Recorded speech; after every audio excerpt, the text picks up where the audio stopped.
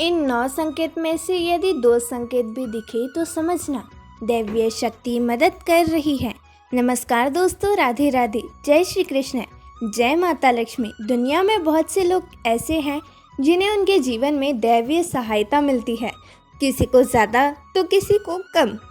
कुछ तो ऐसे हैं जिनके माध्यम से ऊपरी या दैवीय शक्तियाँ अच्छा काम करवाती हैं। सवाल यह उठता है कि आम व्यक्ति कैसे पहचाने कि उसकी दैवीय शक्तियाँ मदद कर रही हैं या उसकी पूजा पाठ प्रार्थना का असर हो रहा है या नहीं।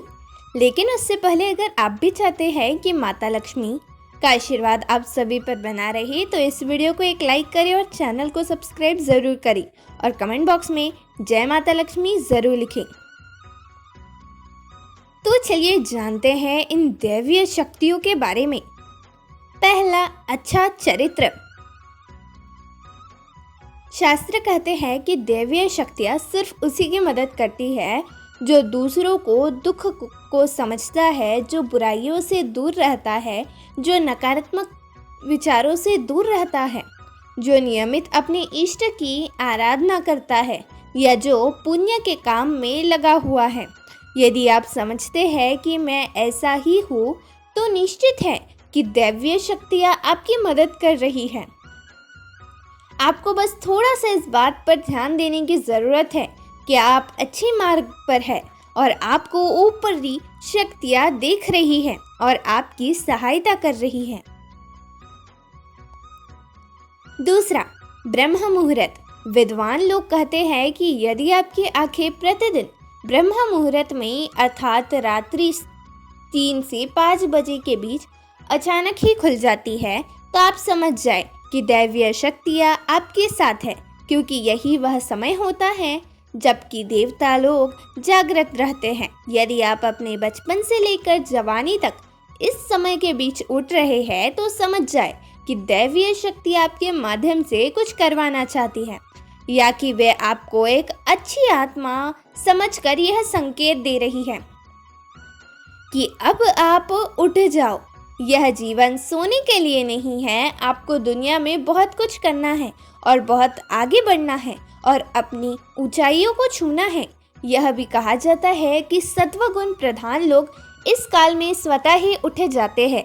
आयुर्वेद के अनुसार इस समय बहने वाली वायु को अमृत तुल्य कहा गया है। यह अमृत वेला होती है। कहते हैं कि इस काल में दुनिया के मात्र 13% लोगों की ही नींद खुलती है। तीसरा, सपने में देव दर्शन। यदि आपको बारंबार मंदिर या किसी देवस्थान के ही सपने आते रहते हैं, सपने में आप आसमान में ही उड़ते रहते हैं या सपने में आप देवी देवताओं से वार्तालाप करते रहते हैं तो आप समझ जाइए कि दैवीय शक्तियाँ आप पर मेहरबान हैं। चौथा, पूर्वाभास। यदि आपको आने वाली घटनाओं का पहले से ही ज्ञान हो जाता है या आपको पूर्वाभास हो जाता है तो आप समझ जाइए कि दैवीय शक्तियों की आप पर कृपा है। पांचवा, पारिवारिक प्रेम। आपकी पत्नी, बेटा, बेटी और आपके सभी परिजन आपकी आज्ञा का पालन कर रहे हैं। वे सभी आपसे प्यार करते हैं एवं आप भी उनसे प्यार कर रहे हैं तो आप समझ जाइए कि दैवीय शक्तियाँ आपसे प्रसन्न हैं। छठवा, भाग्य से भी तेज। जीवन में आपको अचानक से लाभ प्राप्त हो जाता है। आपके किसी भी कार्य में किसी भी प्रकार के आपको बाधा उत्पन्न नहीं होती है और सभी कुछ आपको बहुत आसानी से मिल जाता है तो आप समझ जाइए कि दैवीय शक्ति आपकी मदद कर रही है। सातवां, सुगंधित वातावरण का एहसास। यदि कभी कभी आपको यह महसूस होता है कि मेरे आसपास कोई है या आपको बिना किसी कारण ही अपने आसपास सुगंध का एहसास हो तो समझ जाइए कि अलौकिक शक्तियाँ आपके आसपास आपकी मदद के लिए हैं। आठवां, सुहानी हवा। आप पूजा कर रहे हैं, यदि आपको लगे कि अचानक सुहानी हवा का झोंका या प्रकाश पूजक गया है और शरीर में सिहरन दौड़ने लगे, ऐसा तो पहले कभी हुआ नहीं, तो समझिए कि देवी या देवता आप पर बहुत ज़्यादा प्रसन्न हैं। 9वां, ठंडी हवा का घेरा। भूमि पर रहते हुए भी कभी कभी आपको यह एहसास हो कि मेरे पास बादल या ठंडी हवा का एक पुंज है जिसे मुझे घेरा हुआ है, तो आप समझ जाइए कि अलौकिक या दैवीय शक्ति ने आपको घेर रखा है। ऐसा अक्सर बहुत ज्यादा पूजा पाठ करने वाले व्यक्ति के साथ ही होता है। 10वां, रोशनी का पुंज। अचानक ही आपको तेज रोशनी का पुंज दिखाई दे जिसकी आप कल्पना भी नहीं कर सकते हैं।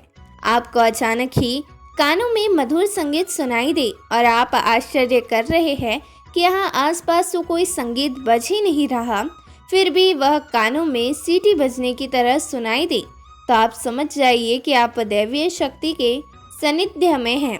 ऐसा अक्सर उन लोगों के साथ होता है जो निरंतर ही अपने इष्ट देव का मंत्र जप कर रहे होते हैं। 11वां, किसी की आवाज़ सुनाई देना। आप रात्रि में गहरी नींद में सो रहे हैं और आपको लगता है कि किसी ने मुझे आवाज़ दी और आप अचानक ही उठ जाते हैं, लेकिन फिर आपको आभास होता है कि यहाँ तो कोई नहीं, लेकिन आवाज़ तो स्पष्ट थी। ऐसा आपके साथ कई बार हो जाता है, तो आप समझ जाइए कि आप पर किसी अलौकिक शक्ति की मेहरबानी है। ऐसे में आप हनुमान जी का ध्यान करें और धन्यवाद दें। यह तमाम जानकारी जनरुचि को ध्यान में रखकर दी जा रही है। ज्योतिष और धर्म के उपाय और सलाहों को अपनी आस्था और विश्वास पर आजमाएं। वीडियो का उद्देश्य मात्र आपको बेहतर सलाह देना है। इस संदर्भ में हम किसी प्रकार का कोई दावा नहीं करते हैं। तो दोस्तों, यदि हमारी वीडियो अच्छी लगी हो तो इस वीडियो को लाइक और चैनल को सब्सक्राइब ज़रूर करें ताकि हमारी अगली जानकारी आप तक पहुंच सके। धन्यवाद।